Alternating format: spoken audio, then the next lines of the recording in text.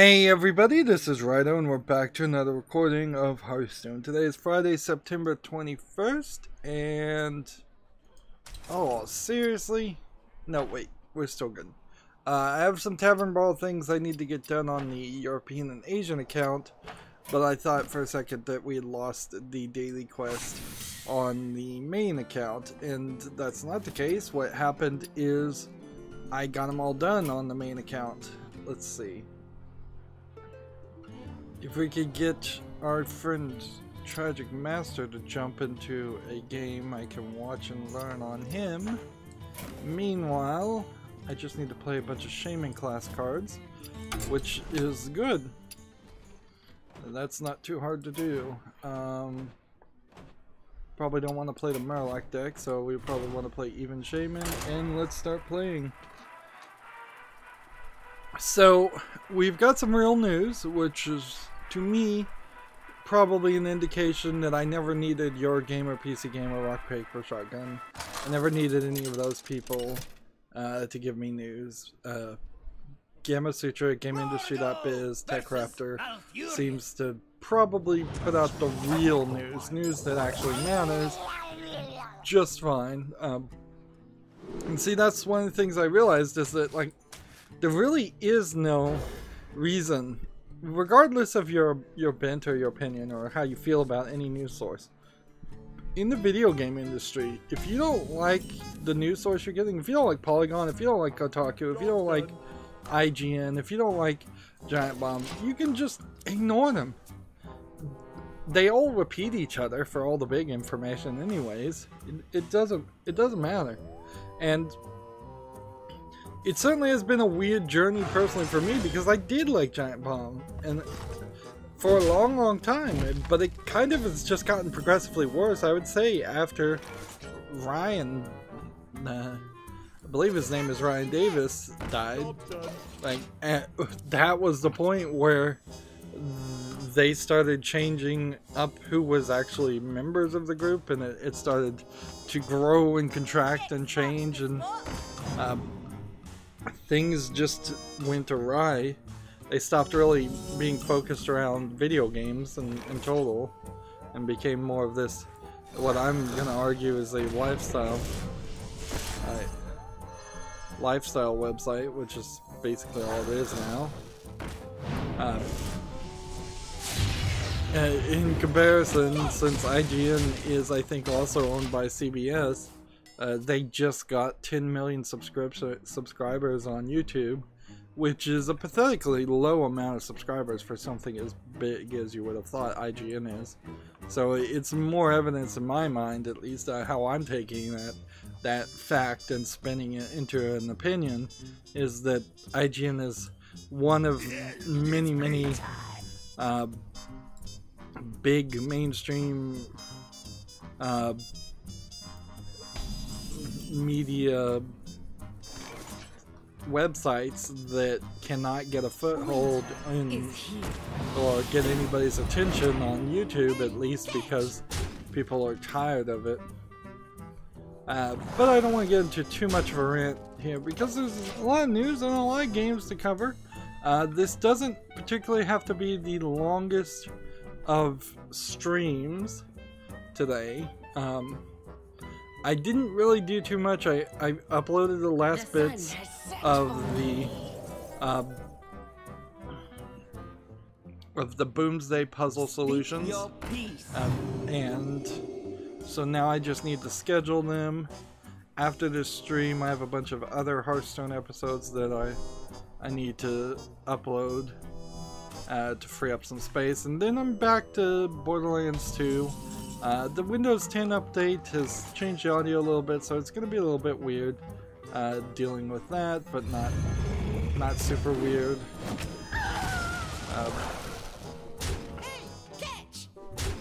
So get back to Borderlands 2, and then after I play, I think, like 30 episodes of Borderlands 2, which I gotta remember whether I was playing hour-long episodes or 30-minute episodes or 45-minute episodes or what on Borderlands 2. After I make about 30 of them, which would be more than a month since it's only Monday to Friday. I'm gonna have to sit down and decide whether or not I want to do anything else for November. One thought I'm having here, and this is kind of a crazy thought, is that last November was like a Thanksgiving theme. These are games I got for free. I still have plenty of games that I could go under that type of coverage and try and have an experience with games that I just got for free. Last year in November though, most of those games, I think almost all of them, I played just for like 30 minutes and then I said, yeah, I might come back to them, and then I never came back to any of them. So, in practicality, it turned into an experience of a never gonna play November anyways, and so that's kind of where I'm at this point, is I'm thinking, why don't I just call it never gonna play November and play some games that I have collected through one reason or another, but I'm probably never gonna play. And if that's the way I want to spin it, which maybe it is, maybe I should try to play Super Meat Boy. Super Meat Boy is a game I have that I'm probably never gonna play seriously, just because it's going to be too much of a hassle. Too many finger blisters and too much precise movement. It would be kind of interesting if I started to play Super Meat Boy and I got through the whole game somehow, and then I was able to beat it, and I doubt I'd be able to beat it and get every single secret or do it in any reasonably good time or fashion, but the possibility is there that I could beat it on easy, or if there is some kind of easy equivalent.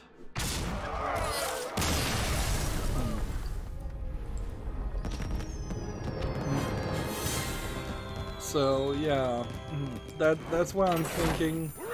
As for December, there's no December theme that should happen. I think though that we will probably hit a point where in January, let's now watch and learn this Tragic Master here. I think January is going to turn into a secondary Halloween month, or just zombies in January. It's the slowest month, theoretically, what they say on YouTube. So redoing zombies in that month is probably a good idea. Doing anything a little different in January or February is probably a good idea. But I do think that there needs to be a collection of zombie games that aren't so scary that they really need to be in that they need to be in a Halloween October month anyways. It's just zombie games and zombie games.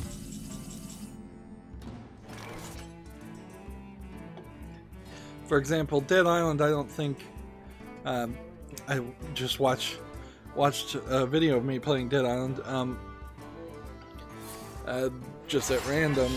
Dead Island, I don't think has anything too much in it to really justify being in October.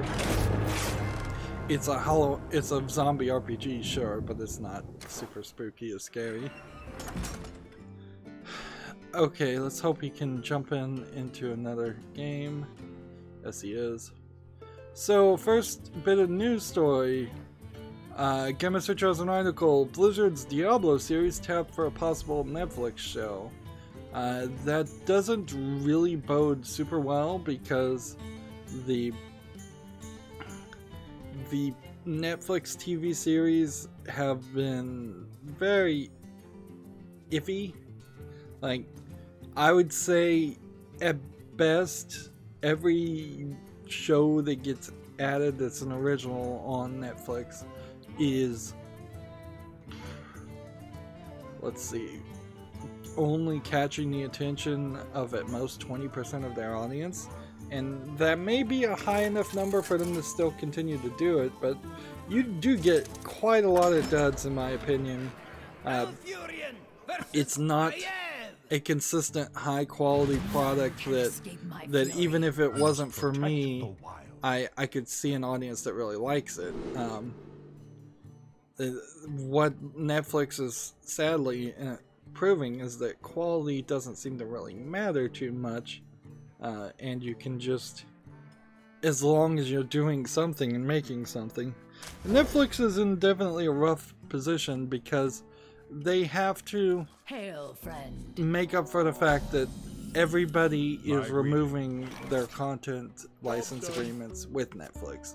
So all the good movies, all the good TV shows, all those contracts are getting pulled up and they're being put on the upcoming Disney streaming service, or Hulu, or Amazon Prime, or CBS All Access, or CW Seed. That's just to name the ones I know of. So Netflix is in a very dangerous position where they really will only have their originals, and the Castlevania anime was way too short.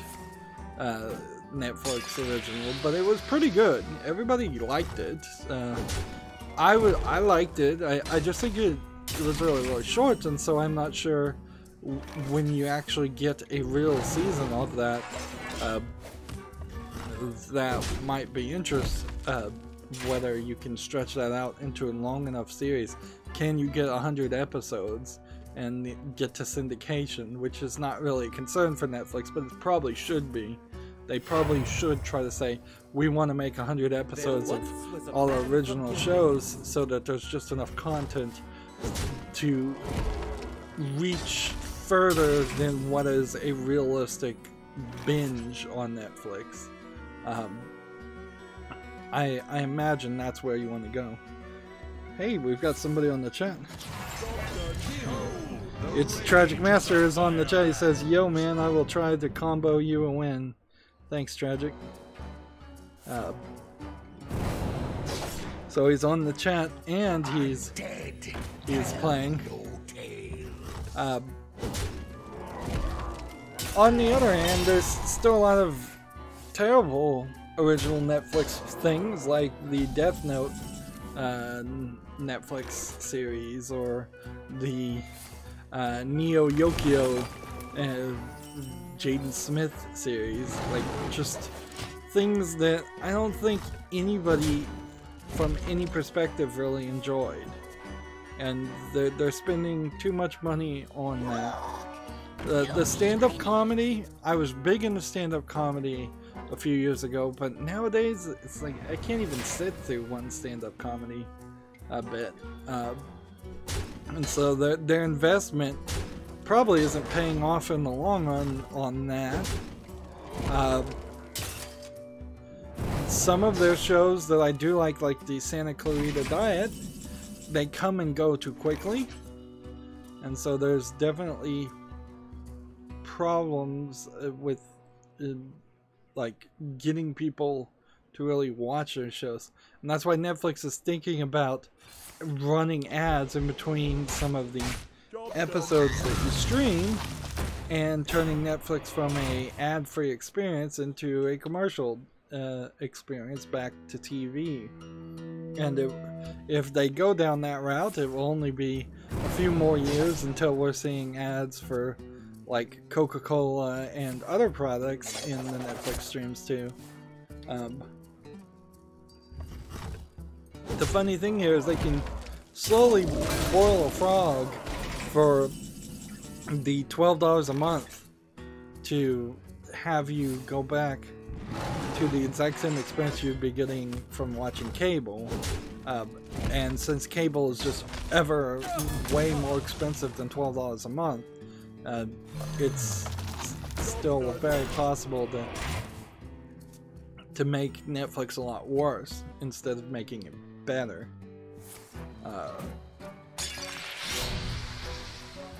I still think, though, since I'm not the target demographic here, but I think Netflix is doing a pretty good, decent job with being your source for kids shows.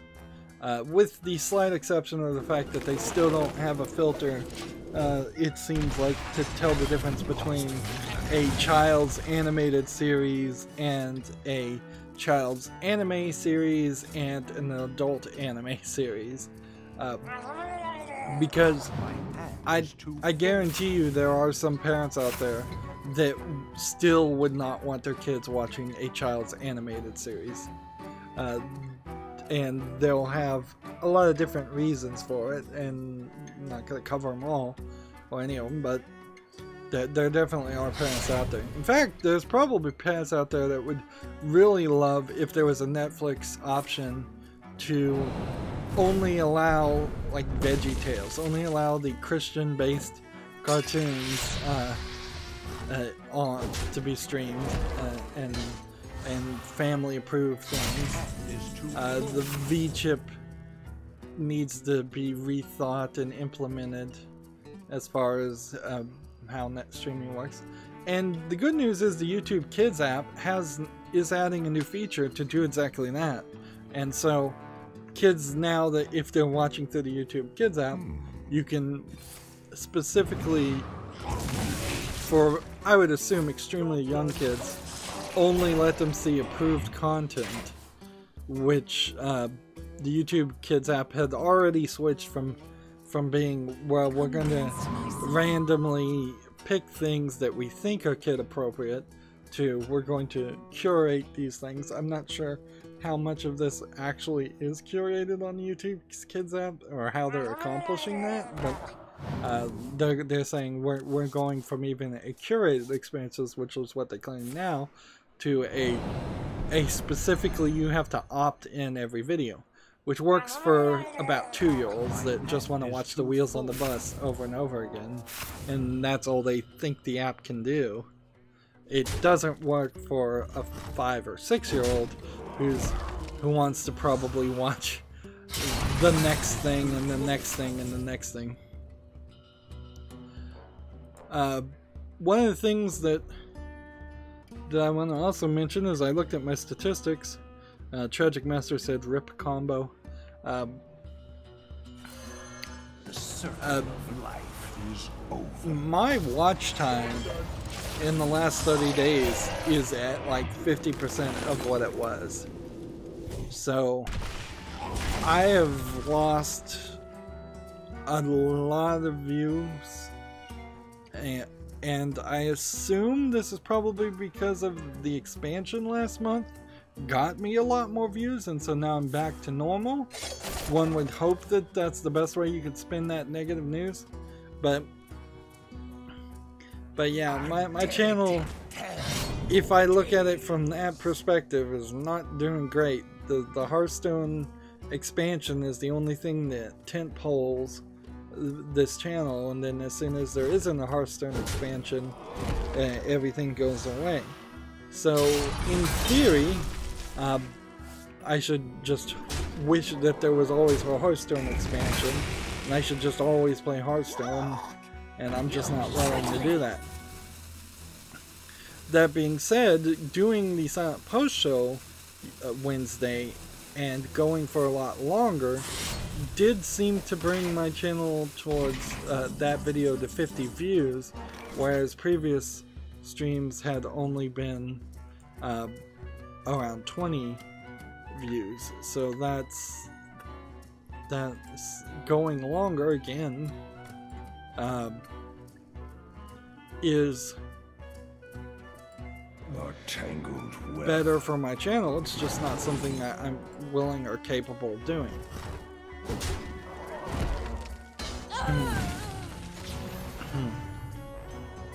Tragic Master says, I was offline for a few months, had some things in real life to kept me busy and away from YouTube and Hearthstone. Back now though, smiley faced. Well, I'm sure Tragic Master is certainly one of my fans that watches my videos. I can't blame any one of my fans for the low viewership. The people to blame are clearly YouTube and just not promoting the videos. or me for not making good videos, or the fact that I don't make thumbnails, not making enticing enough videos. I did have a slight thought of changing the clickbait titles on these live streams to say, instead of not talking about a trending topic, instead say not playing the most recent video game. So in the instance, it would say, like right now it would say Hearthstone and video game name news and not playing Spider-Man 2 or Spider-Man. The problem with doing that though is then the titles wouldn't change fast enough. Rest now. So let's get to the big news. Telltale Studios is closing down. I have a note here from Kevin Bruner, B-R-U-N-E-R, which is the guy in charge of Telltale. It makes more sense why Telltale Poker Night at the Inventory 2 was not renewed any of the licenses and why they didn't care about that. In that news, I said, well, if they're not going to renew any of the licenses for any of their games, they don't own anything else, because short of Sam & Max, Telltale has been doing nothing for the past decade except for licensing The Walking Dead and Batman and The Wolf Among Us and Galaxy of the Guardians. In fact, I just spent $9 on the Humble Bundle to get the Galaxy and the Guardians game. At this rate, I think there's probably only 2 more Telltale games I'll ever have to buy in my life. And then I'll have done the entire series and collection of them. And so it's weird because they gave us a lot of lies. I mean, you have to say it's a lie now about The Walking Dead Season 4 was the last game that would ever use the Telltale engine. They're going to invest in learning how to use a new engine or make a new engine, and that they were going to bring in a whole new generation of Telltale-like games that ran better and didn't have the development problems. I mean, at this point, you kind of have to say that whether that was a true intention at the time, it has now become a falsehood at this point, because that's certainly not what's going to happen. Let's see. Tragic Master said he was milled, frowny face. So here's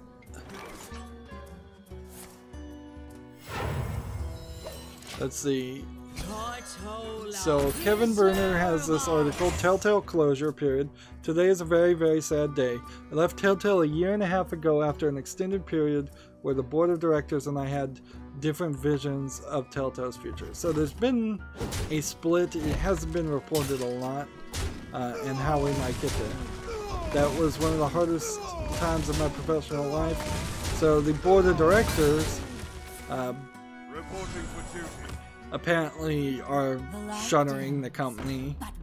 They probably just were trying to make money for themselves and make a quick buck. And this inherently, I think, is going to boil down to the reason why companies should not be allowed to be public, and there should be no concept of shares and stock markets and investors, because the thing about investors is that they're not there to support your company and give you money so your company succeeds. They're there to bleed your company dry, and once it can no longer give them the profit they want, they're going to shut the whole thing down and sell it in liquidation.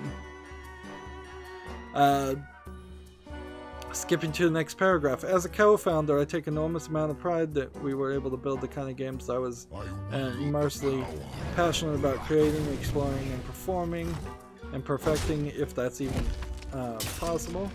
Now, of course, when they first started, they also were making very different games with the Sam & Max games than what the Telltale and Walking Dead series has been. So they've been an entire generation out from the point-and-click adventure games like Puzzle Agent, or the poker games like Poker Night at the Inventory. Like, the very first Telltale game was a poker game. So, so the list here of games to remember them by is The Walking Dead, Tales from the Borderlands, The Wolf Among Us, Batman, Minecraft, Puzzle Agent, Poker Night, and Sam & Max. Were the kind of projects he personally loved. All of those you would have to renew the license on, except for Sam & Max, which they own, and the general concept of Poker Night. But you still would have had to renew any license of any licensed characters in Poker Night. That's why Poker Night 2 didn't work to get renewed. Reporting for duty. Let's skip to the next paragraph. Skip that paragraph. Skipping down. Today, I'm most saddened for the people who are losing their jobs at the studio they love. I'm also saddened by the loss of the studio that greenlit crazy ideas that no one else would understand. I'm comforted a bit knowing there are now so many new talented people in studios creating games in the evolving narrative genre. While I look forward to those games and new developments and continue to contribute, I always find a Telltale game to be a unique offering. I know that Telltale will be remembered fondly for what it's done best. Kevin, co-founder of Telltale Games. So he's not actually working for them anymore, but a co-founder has his statement there. In all honesty, having just played Season 3 of The Walking Dead, even that series, which is probably their best series, was running into problems. I think probably the Batman series, Batman fans are probably very used to the idea of stories not getting finished. Comic books do that all the time, so I think they're fine. I think The Wolf Among Us first game wrapped itself up perfectly fine in its first game, so I don't think any of the series really ended on big cliffhangers. The one that did would have been Walking Dead Season 3. And so that is definitely a issue. Let's see. Tragic Master says, having no luck today, I'm gonna take a break and question my RNG today, lol. Alright, well, let's see if we can find somebody else who we can watch and learn. That is certainly how it goes in Hearthstone. So, no, I'm gonna have to play. Back to the Shaman cards. Then... so you're in a pretty good position, I would say. The problem now, I guess, is if you don't own the Telltale games and you want to own the Telltale games, you probably should get them pretty quick, because already Poker Night at the Inventory 2 is gonna... I think you might be able to still buy that in some different ways, but if you want all the Telltale games, you probably should get them pretty quickly. Or at this point, it opens up that door. It's like, well, why should you buy them at all? Why not just pirate the games? Like, who are you supporting now? Not the employees of Telltale. It's just going to be some license holder. It's just going to be some investor. It's going to be somebody that I could not care one bit. And I know for a fact, if you're an investor and rich enough to invest in things, you're probably rich enough to feed yourself. I mean, things like this, when the entire company is just abandoned. In my mind, the nebulous term of abandonware comes into play. Like, is all of Telltale now pretty much, or soon to be, abandonware? Basically. Like, you're not paying, particularly in the video game industry, buying a Telltale game today is probably not paying any employee that ever worked on that game. It probably would never pay any of the employee that worked on it. and it's not paying those employees to work on their next game either. Like, I could get in behind the idea of, well, you're not rewarding somebody for making The Walking Dead Season 1, you're paying somebody to make Walking Dead Season 2. But in this case, you're not doing either. There will be no more seasons of Walking Dead. The people who worked on Walking Dead have been fired. So yeah, that is a weird issue, and we'll probably get into that story a little bit more.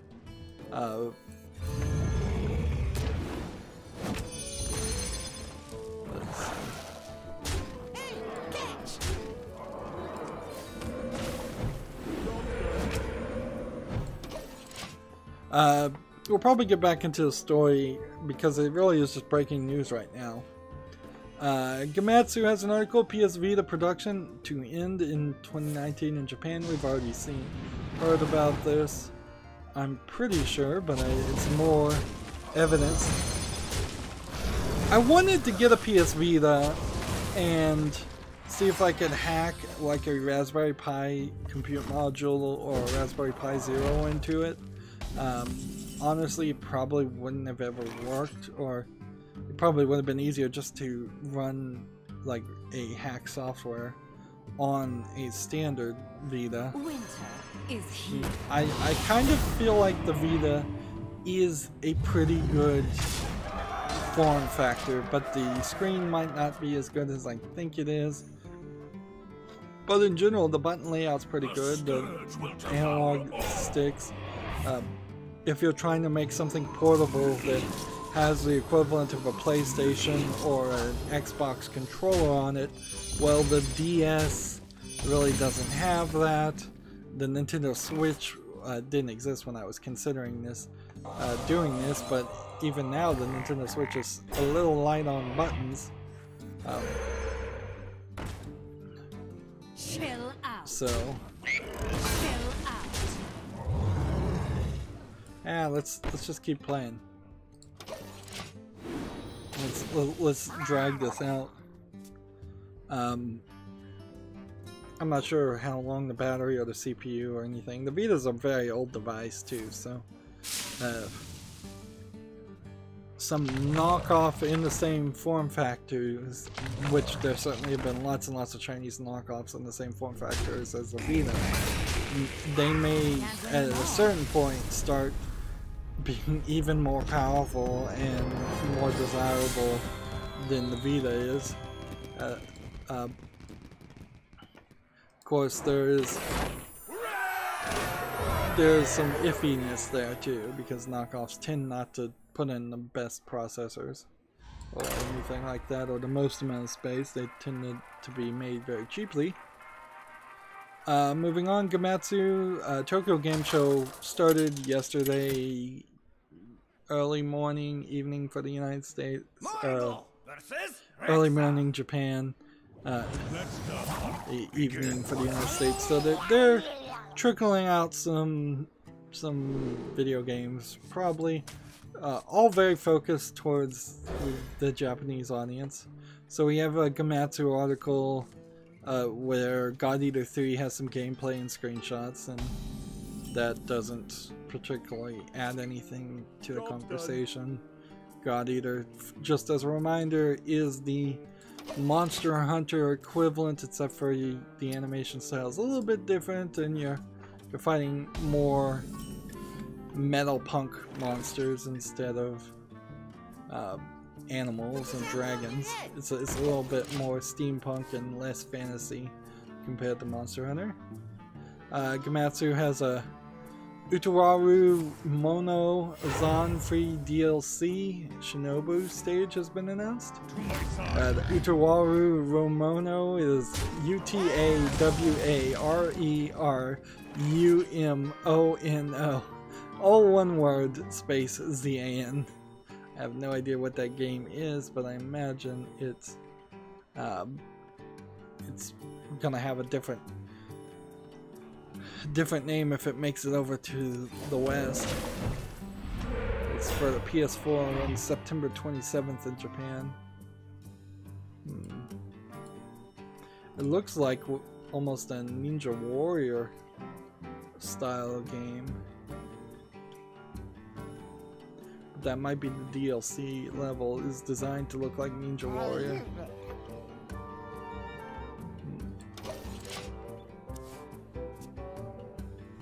It's some girl with a cat tail running around Japan, a very empty Japan at night. Looks like a fantasy RPG type game, but can't really say much more about it. Winter is here.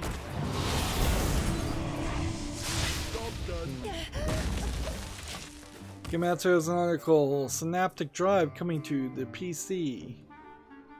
Let's see. So Synaptic Drive seems to be a robot fighting game of some sort. Game is directed by the custom Robo creator and is planned to be released on the Switch and PC via Steam, and is seeking publishers and business partners. The game does not look very polished. Like, honestly, looking at custom Robo, I could put it right on the level of so many medium effort Steam games that I could easily see this not even making it to a wish list if I just looked at it because of the poor visual appeal. Let's see.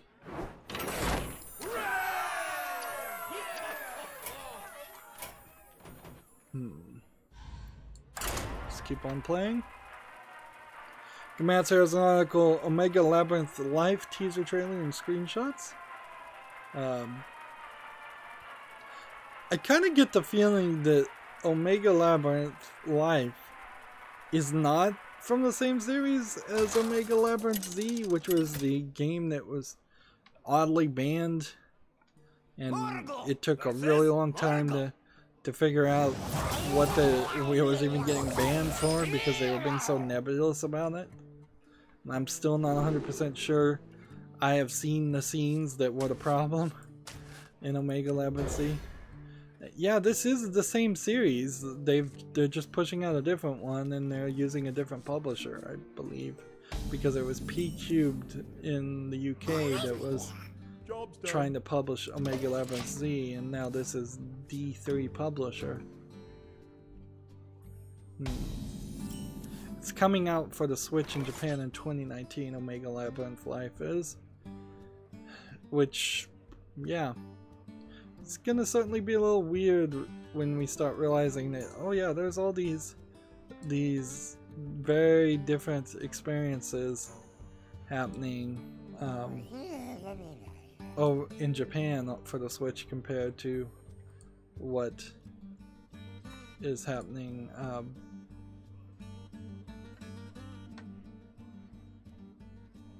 compared to the games that get released in the West. Although even in the West, a lot better than the Nintendo the NES. Like, we're seeing a lot more mature and adult games, adult focused games, not adult only games coming to the Switch.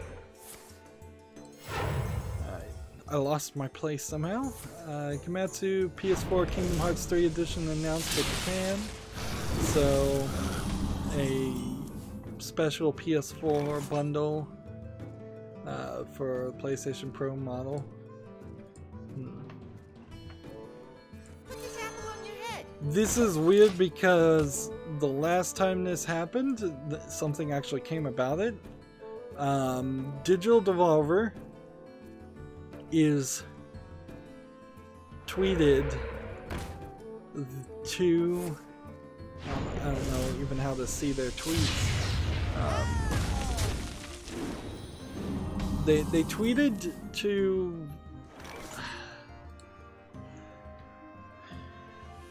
the developers of Red Dead Redemption. They may have deleted these tweets. Oh no, here they are, a little bit. They tweeted to Rockstar Games saying, hey, oops, I got distracted there. Free win for being distracted. Hey, we're up to rank 21.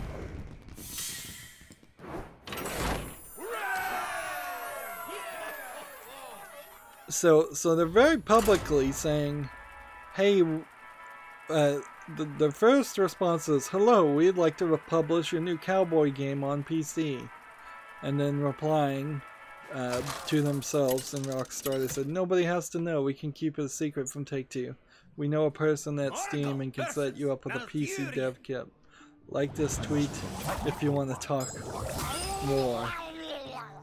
And then the third response to themselves is, we're based in Texas and we're familiar with horses chewing tobacco. We also own a gun. That last part isn't a threat. We just know about guns. Seems like it would be a plus. Anywho, DMs are open. So 4 tweets here of them jokingly, semi-jokingly I would say, wanting to publish Red Dead Redemption 2. And the funny thing is, that is how their last game seemed to pretty much come out of nowhere, is that they just through Twitter convinced somebody to license a game, or this is just really good viral app marketing. So it would be totally insane, definitely, if Rockstar did put out Red Dead Redemption 2 and none of the previous games in the series on PC. I think people would be alright with that, though. Like, at least you're getting something in that instance, and something's better than nothing. But it also, it's kind of ridiculous that Rockstar would need to go through digital development. And Take-Two probably would sue them out of existence if they did do it. Unless this has all been prearranged and this is all just a viral marketing, which probably isn't. Gematsu's an article, Conception Plus debut trailer. There's a growing number of games under this Conception key phrase. I don't know if they're all the same and this is an anime that I've just missed or forgotten about, or if this is just the idea of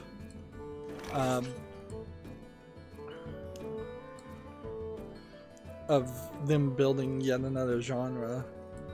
Like, that wouldn't be unheard of either.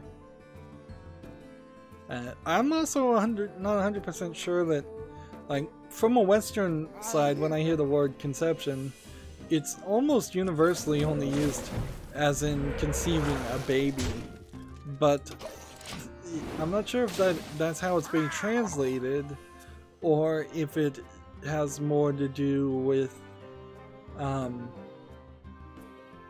the idea of conceiving an idea. I guess, like, there is evidence that perhaps it is conceiving a baby, because there is a screen picture here of a girl bent over in pain, squeezing her stomach, holding her stomach. So it could literally be a getting pregnant visual novel simulator game. Actually, I don't think this actually is a visual novel. I think it's a more RPG game. Well, for Japan's low birth rate, they might have to start overemphasizing and focusing on people getting pregnant just to address that. I don't know if that would really work or not. The main problem with Japan's low birth rate is it's too expensive to live in Tokyo, and there's nowhere else really in Japan you want to live, because all of the other cities are not modern enough for the youth. There are these tiny little suburban cities that barely have like one coffee shop or one bookstore, and so there's nowhere to go, nothing to do, and that is not appealing. so everybody wants to live in Tokyo. That makes it even more expensive to work or live there.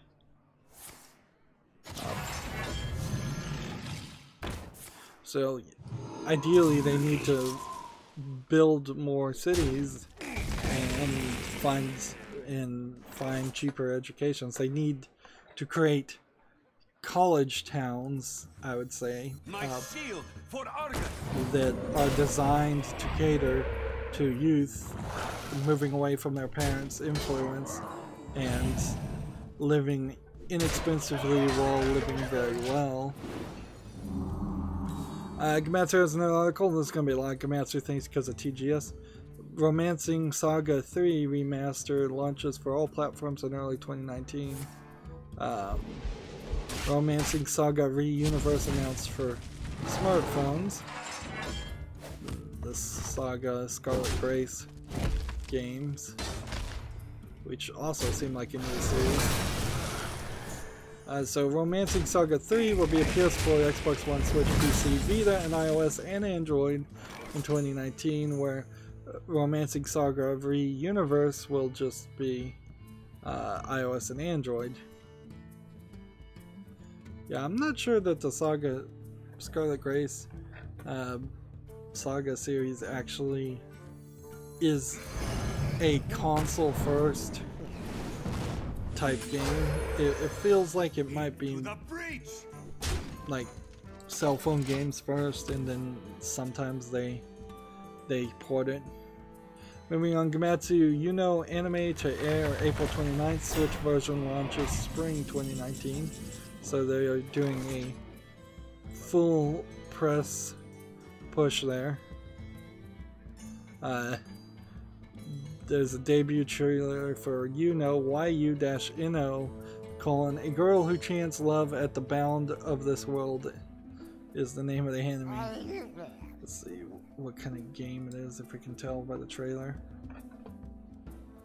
And see, the funny thing here is I was thinking to myself just earlier today that you definitely end up giving special preference to Japanese games,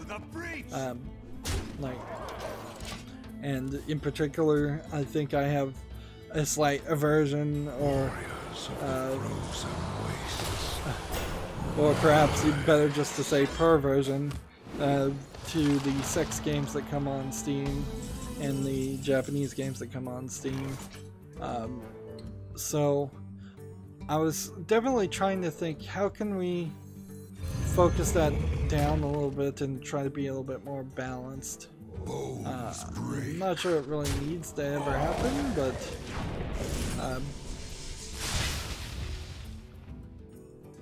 I totally get the idea if somebody was to make that claim that, hey, heck, you're always talking about these type of games and you never talk about sports games, or you never talk about these other type of games, and I'm like, yeah, that's totally true. I see it. Of course, it'll never be a situation where in every stream I talk about one sports video game and one shooter video game and one puzzle video game, because that's just not how the number of games work. There's a ton of some kinds of games and not too many. I cannot tell what is. I'm assuming it's either an RPG or visual novel, since that's typically all they make.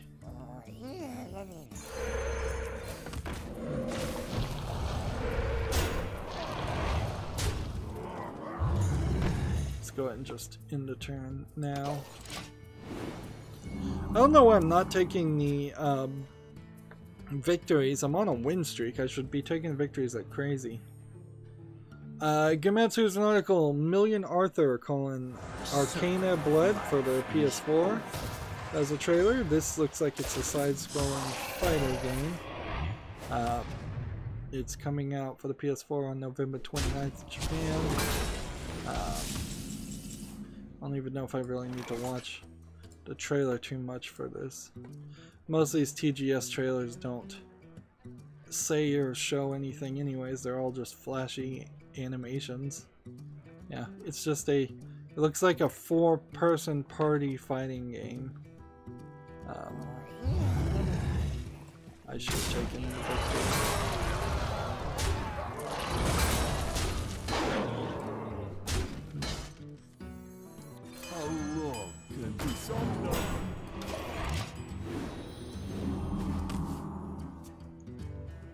So yeah, a lot of these. First game we have on Steam is called Arcane Trails. Suffering from dark screenshot syndrome. It's a VR game. It looks like it has a little too basic of graphics for a VR game. Those textures do not look good enough. And it's $4.99. Easy to ignore because it's a VR game. Easy to ignore because it just is super dark with not very much details as far as any of the things you can see. Let's go and play this. And then win. Tech Raptor has an article. Tragic Master said good game, thank you. Thank you, Tragic. I should just be riding the win streak bonus. And don't break the bonus. Like, even if we're not really doing too much as far as progressing the daily quest. Yeah, TechRaptor has an article, Magic the Gathering Arena, open beta announced. So, theoretically I could be playing this right now. And streaming the open beta. If I really cared about views, if I really just wanted to do that, following 3 days of downtime between September 24th and 27th at 1 p.m. Pacific Daylight Time, Arena will be open in its open beta phases, and Wizard claims this is only the beginning. From here on, this more experimental event types, making player ranking and progression more meaningful, cosmetic items, and more importantly, a better solution to what happens when you get a 5th copy of your card.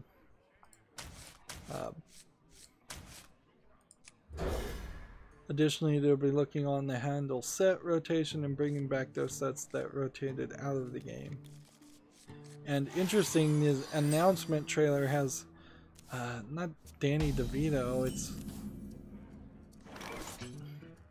well, it's got Day 9 on it, first of all, so like Day 9 is probably the most famous Magic player, streamer, and then the famous actor who's a Mexican-American actor that all his characters are named after knives, which is a funny joke because he was on parole and the parolee, his parolee person in charge of his parole told him that he couldn't be associated with or handle knives.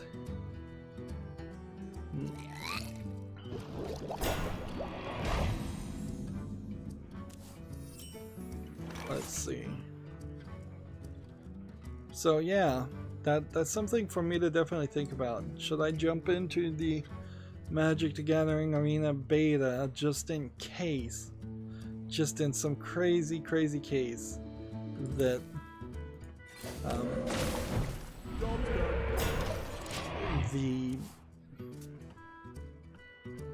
in case the game takes off and is more interesting than Hearthstone, which I seriously thought it would be.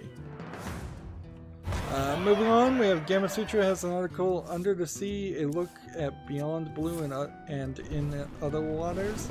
I'm pretty sure both of these games are not out yet, so this is probably a Gamma Sutra article that won't be really actionable because there's no links.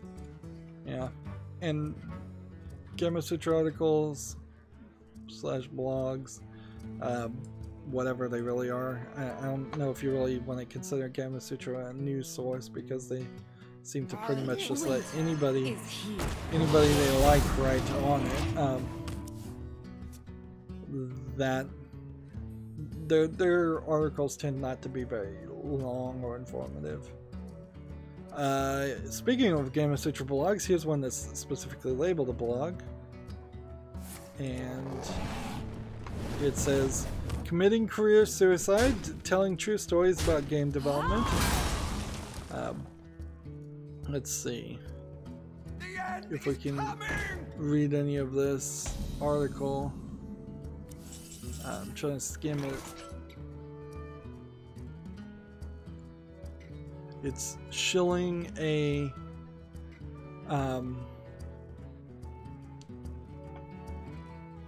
podcast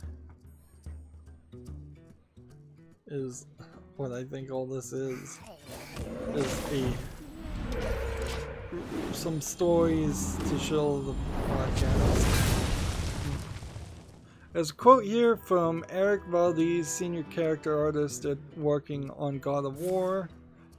When asked about students wasting time in the art school, he responds with a paragraph response. Then there's Klaus Peterson from a website, bedtime.io. And then they've got a paragraph response, and then Derek Liu, who's what top 5 things can you add to your game or project to make it trailer friendly, which that is a gross thought. Just what can I add to my game, not to make it a good game, but to just make it more sellable.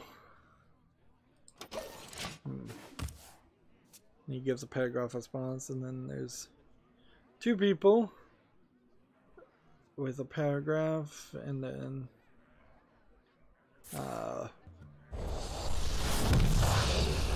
Nina Freeman, who goes on twitch.tv under the Hentai PhD, was asked about burnout and work-life balance as an independent developer. And then Carl Armfelt was asked about how he feels about the pricing models in the game industry right now. And so this is a collection of people who were asked questions and I guess gave responses. I don't know how this inherently boils down to career suicide in any way. Because the only way you commit career suicide when talking to the public is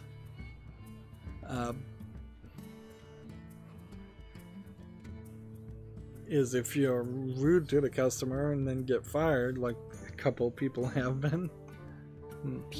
I heard an interesting argument between consumer and gamer, and how a lot of people making games are trying to target and make consumers not deal with gamers, which I think in at least a small part boils down to just, once again, the idea of gamers are dead. But that's not really what this argument was about. This was more about the idea of the concept of saying, no, these you can't make your game thinking you're selling Coca-Cola or Pepsi, and very few people really care if they get Pepsi instead of Coke. I'm not sure if this is a really good example, because there might actually be a lot of people that care if they get Pepsi instead of Coke.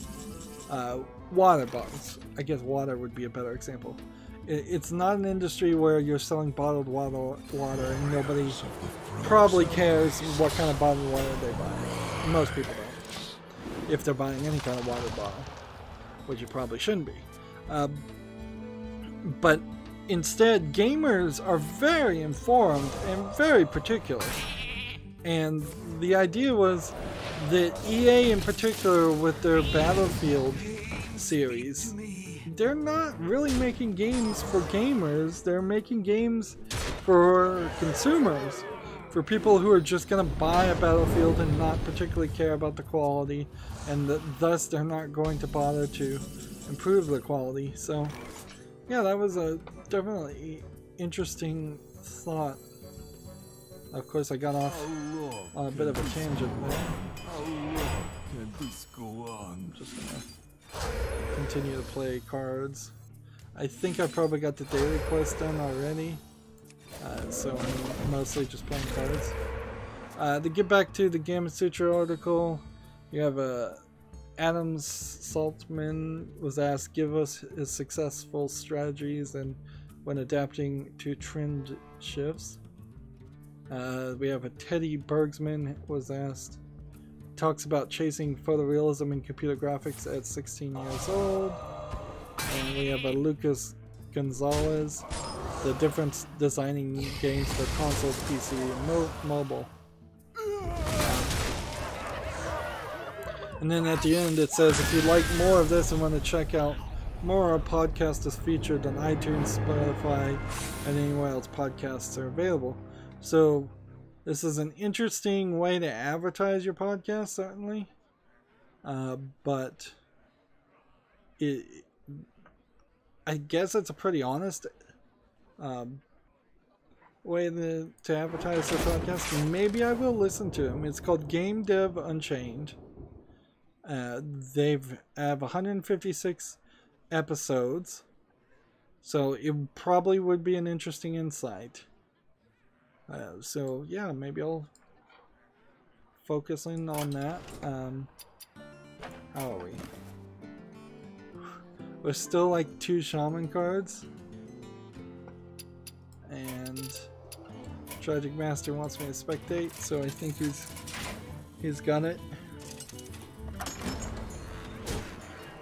Yeah, Tragic Master, look at the chat, says, I might win this game I am in, but who knows, lol.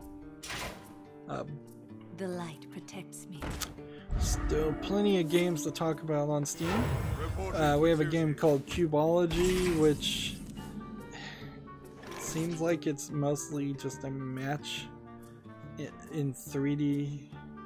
A cube with different patterns on it. You have to match the pattern to the pattern on the top to click.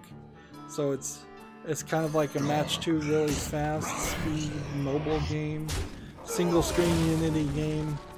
$3.99. Nothing here that looks interesting enough to justify paying more than 60 cents. Here's a big story. GameIndustry.biz has this article, and many people do. Twitch has been blocked in China. Both its app on the iOS store in China has been blocked, and the website. So there goes Twitch and Amazon's thought of branching into China, and inherently it goes right back to my thought of you cannot try to get into China. China is just not a trustworthy market. As long as there is a market manipulating government in charge of China, which probably won't change anytime in the next 100 years, you cannot do business with them because they will pull stuff like this. And this is almost certainly affected, if not 100% due to Donald Trump and his trade war with China, and him, I guess it would be editorializing to say Donald Trump dragging the US into his own personal trade war with China.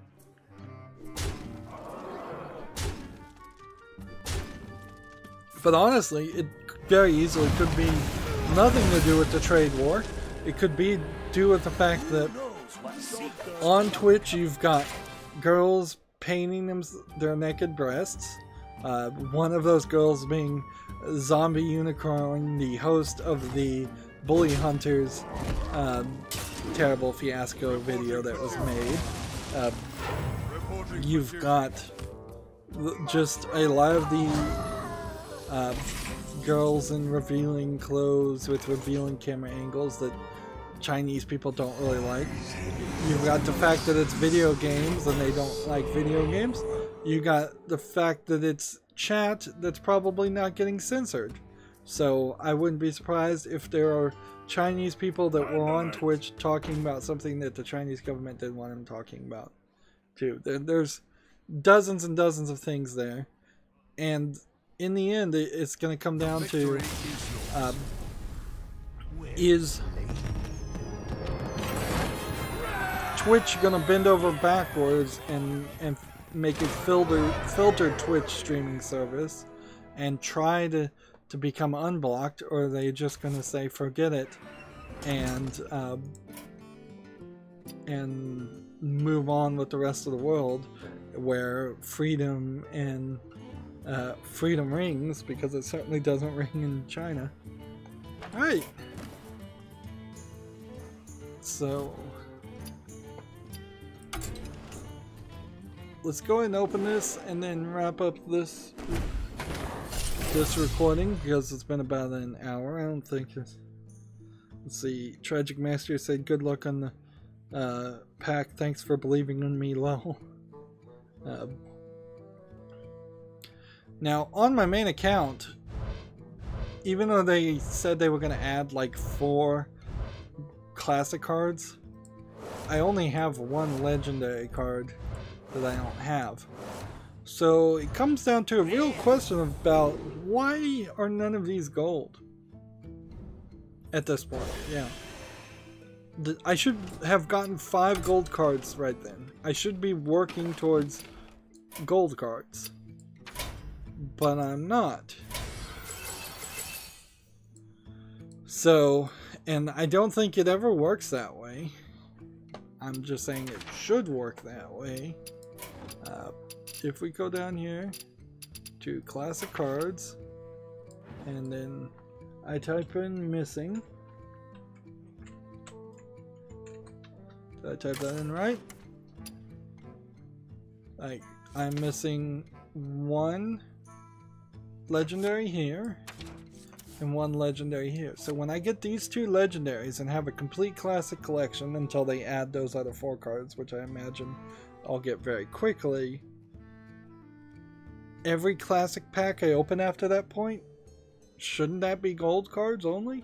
Shouldn't I be on the process of getting gold cards? That's the idea, but that's not really what's going to happen. Instead, it's going to become extremely boring when I open classic card packs and all they give me is 40 or 50 dust. And I don't think we're anywhere close to getting a complete collection in just general.